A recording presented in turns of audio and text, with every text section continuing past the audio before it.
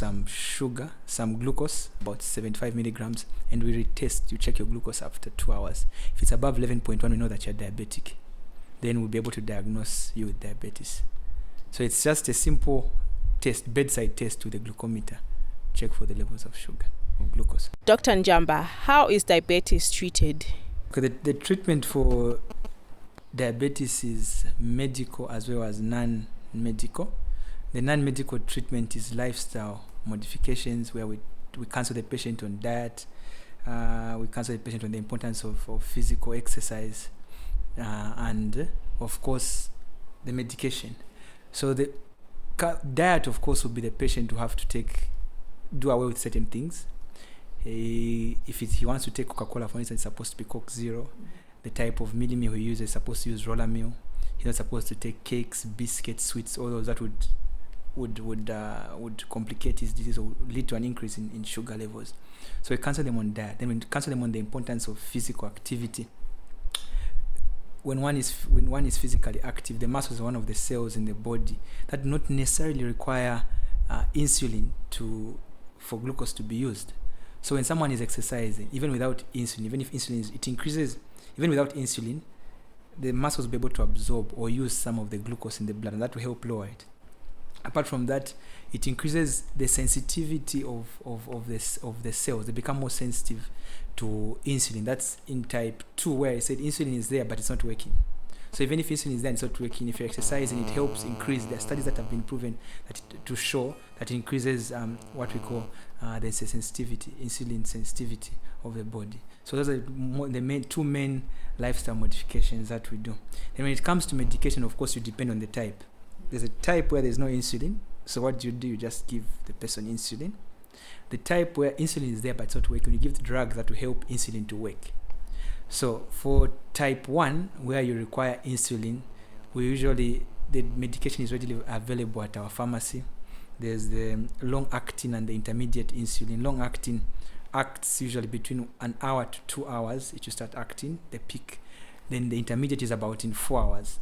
So usually, depending on what regimen to give the patient, we can give the patient where they inject insulin twice a day, in the morning and at bedtime. Then there's one where you inject before every meal and once in the evening. That's maybe someone says, no, maybe sometimes I want to be a bit free with my diet, where you're not necessarily on a really strict diet. You eat 3 times a day, and maybe you happen to have a snack.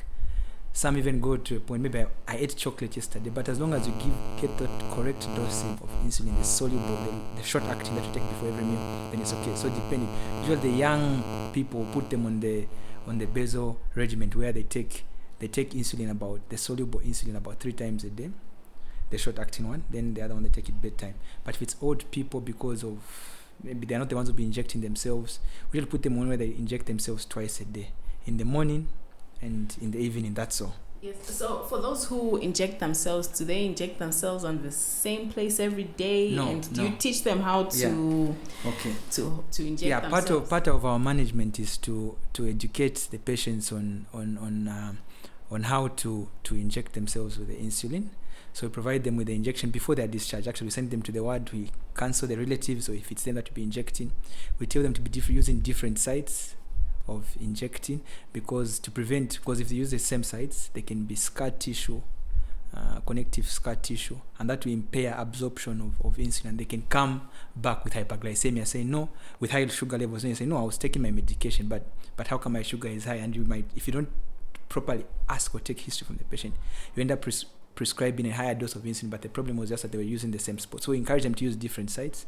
Okay. Then that's for the type 1 diabetes. Then usually when they're first newly diagnosed, after the sugars have become, the sugars or the glucose levels have become okay, we usually ask them to do what we call RBS profile, random blood sugar profile, where they go home at their local clinic, if they've got a glucometer at home. They measure in their glucose levels every day, in the morning, fasting. They can measure their fasting blood sugar, and they document in a book. Then they come for review maybe in 5 days or in a week. Then we look at the RBS profile. If we are satisfied that the sugar levels are controlled, we can give them even for 2 months medication. They go to our local pharmacy, they get the medication, then they come. Then the type 2 diabetes is a bit what most patients prefer, because we start with oral medication. The two types of medication that are available in our pharmacy are metformin and downhill. Metformin is is the type of medication that increases the sensitivity. One of the mechanisms of action is to increase the sensitivity of insulin to the cells. So insulin is there, like I said, but it's not working. So what we do, we give medication to increase the cell sensitivity. So when you take this medication, the insulin which is there begins to work. So we usually give this medication twice a day. You get one tablet. They're usually big tablets, 500 milligrams. Look like when you describe patients, they usually say you want to kamunga panado. Big tablet in the morning and in the evening. That regimen. We then ask you to do what we call RBS profile, like the type 1 diabetes. If you're not satisfied, you can take it 3 times a day with every meal. So lunch, breakfast, lunch, supper. You can take it like that. If we're still not satisfied, you can take it 2 in the morning, 2 in the evening. Usually that's the maximum we can go, to about 2 grams a day. So when we're not satisfied with that, we add another drug, the one I call downhill. We start this tablet at 1 tablet, that's 5 milligrams. You take 1. So you'll be taking you'll be taking maybe 2 in the morning and 2 in the evening. We've reached the maximum. Then we add the other one, you'll be taking 1. With RBS profile, again, it's not satisfied. We add another tablet, you'll be taking 2 till you reach about maybe 4, about 20 milligrams a day for downhill with the second drug. Once this is not working, we usually switch to insulin. Meaning we've tried the orals, then we switch to insulin, the same regimen, the same type of regimen as the type 1s. But like I didn't mention earlier, insulin is usually given according to weight. It's not a fixed dose. So it's about, we start at about 0.5 international units per kg per 24 hours. So if someone is weighing about 60 kg, he will require about 30 international units in 24 hours. Then we divide accordingly the soluble and the length of the soluble. So in the short acting one and the intermediate acting one. Then we review the results. Then if it's controlled, then that would be sorted out. Yeah. Dr. Njamba, okay, we talked about the treatment of diabetes. Okay, what are some of the complications which can be caused by diabetes? All right. Yes. Okay, the complications of diabetes, there are acute complications and chronic, which are long-term. I'll talk about the chronic or long-term complications of diabetes. Diabetes affects the blood vessels and the nerves. So diabetes affects the blood vessels that supply the kidneys, the eyes, the brain, the heart, and our lower extremities. So there's what we call microvascular damage in diabetes and macrovascular. Micro is the small blood vessels. These are usually the blood vessels that supply the eyes and that supply the kidneys. So the blood vessels supplying the eyes, people who've had diabetes for a long time, especially if there's poor glucose control, complain of poor eyesight. We usually send them to eye clinic where they will do fundoscopy.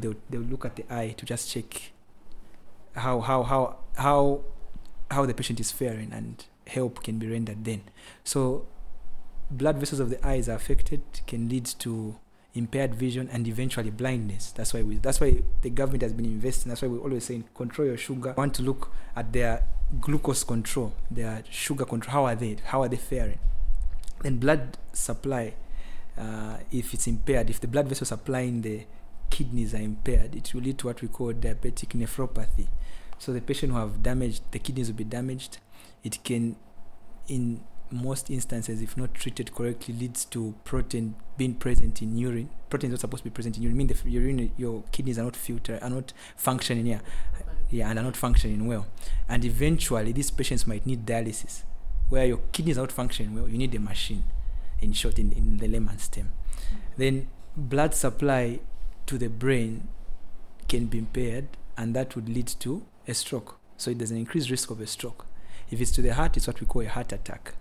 Then the blood supply to the lower extremities, it can be in 2 forms. It can be in what we call peripheral vascular disease, where there's impaired blood supply to the lower extremities. As a result, certain patients would complain of pain in the lower extremities when they walk a bit. They walk a certain distance, they have pain in the lower extremities. It's what we call claudications.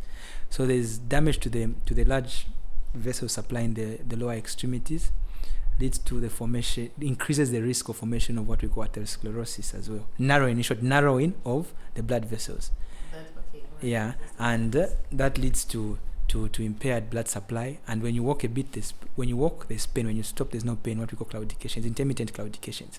Apart from that, blood supply to the lower extremities, especially if it's the small blood vessels, in conjunction with also damage to the nerve supplying to the nerves, which is also as a result of the complication of the diabetes. Someone will have a wound but won't heal fast. There are two reasons here. Number one is you have, because there's damage to the nerves, sensation is a bit impaired. So you can injure yourself. I was saying in Njamba, muntu azibuntula. So namvera tu azibuntula. You injure yourself. So you have a small wound. So izapezeka ati muntu azibuntula, wazichita. So unachilonda. But sumvera tu unachilonda. Maybe uli mumunda, unachilonda. Chilipo chekai because my nerves, yama later sensation, my nerves yankala damaged. So sumvera. Then because my gas, isiyo kwanyile Africa, chikwa diabetes damage na blood supply.